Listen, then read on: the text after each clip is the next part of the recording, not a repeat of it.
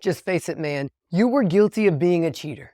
Yes, you watching this video. But it's okay because so am I. But what do I mean? You want to be everything to everyone.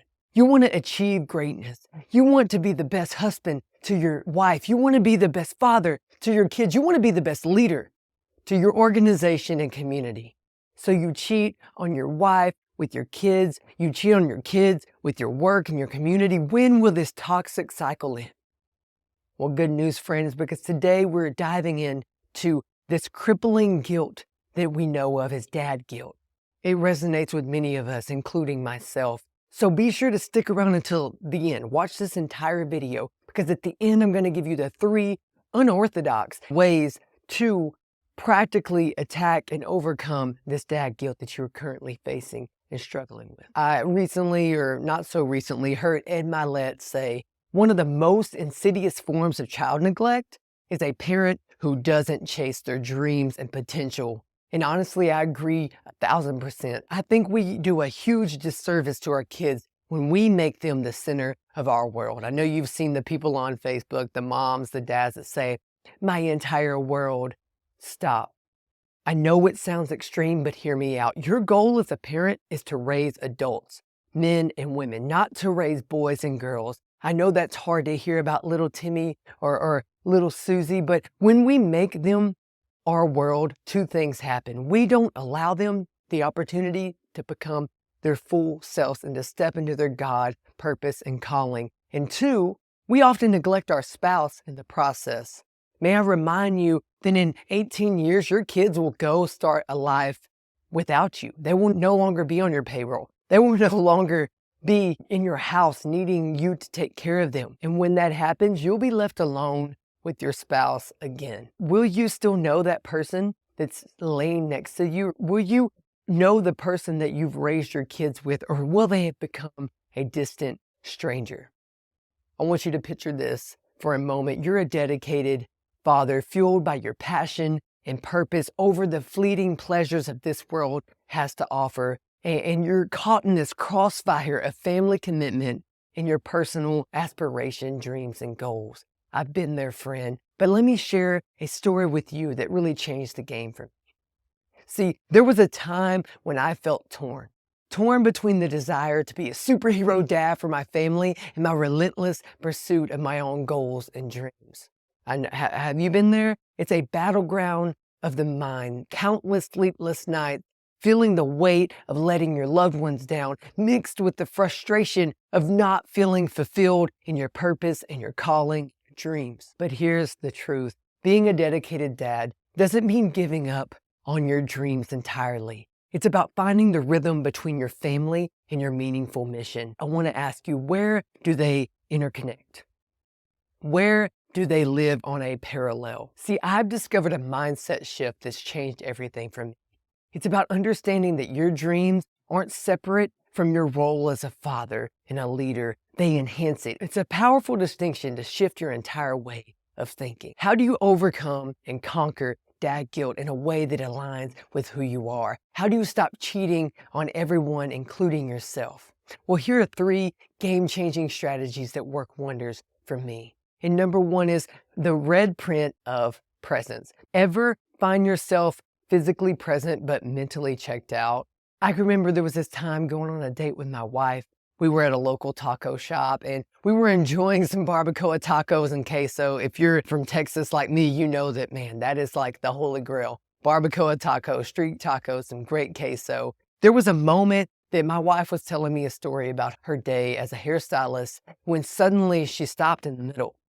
So I took a look up from my phone to see her staring at me with that look. You know that look. No, you know what I'm talking about. She wasn't happy that I chose to cheat on her in that moment with my white wife. Yeah, my phone. In that moment, I handed it over to her because I knew I couldn't trust myself. I just couldn't leave my work alone and focus on her. I'm guilty of it, and I'm sure you've been guilty of it as well. But don't make that mistake. Ask yourself, what does true presence look like for your family, for your wife?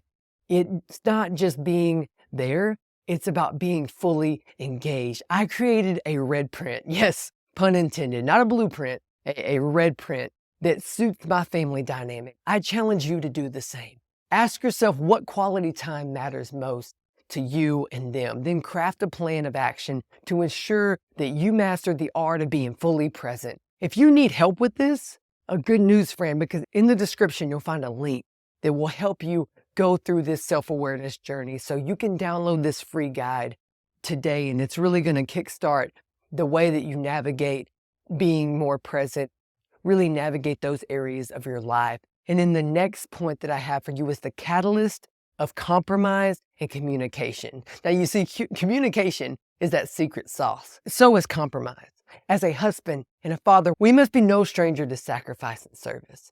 How open are you with your family about your dreams? Try starting a conversation this week and just don't go surface level. Don't just go, how was your day? What's the daily updates? Share your grand vision. I mean, think huge, think bigger, and listen to theirs, and let that dialogue be the catalyst for change, the catalyst for mutual support. Are your dreams aligned with your family's vision? True growth and fulfillment happens when you choose to partner with your spouse to co-create the life of your dreams. Be able to come to an agreement that sometimes there are non-negotiables and others are open for change. The key is to be open-minded and lay your ego aside with the intention to lead your family in the way of the Lord. And then the final point is we must master the rhythm of rest. See, self-care isn't a luxury, it's a necessity. And if you want to live a life that's not overwhelmed and burnt out, then you must master self-care and master the rhythm of rest. You can't pour from an empty cup.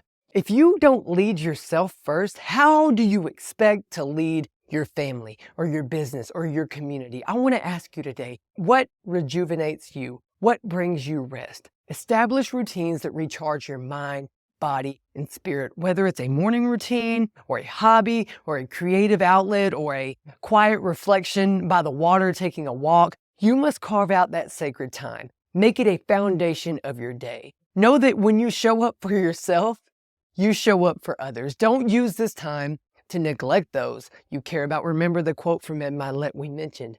It is the biggest neglect to our loved ones when we don't go after personal development, when we don't go after our full potential and calling.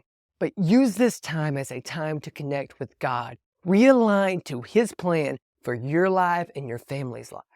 Then let that be the pillar, the foundation, and propel you into your role as a leader in your relationships and purpose.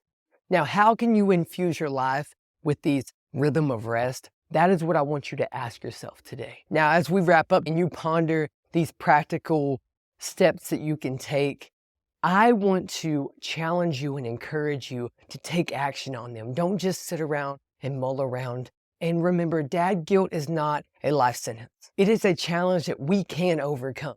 Go ahead and craft your unique red print of presence. Have those courageous conversations that are the catalyst of change. And most importantly, embrace the rhythm of rest. Thank you for watching and tuning in. I want you to take a moment here and share with me what was the biggest insight you got from today. Or maybe share with what topics or questions you have for me that I'd love to explore in future content that I make for you. And as always, remember, I'm praying for you, friend. I love you. Now let's go live better than best as we conquer this week.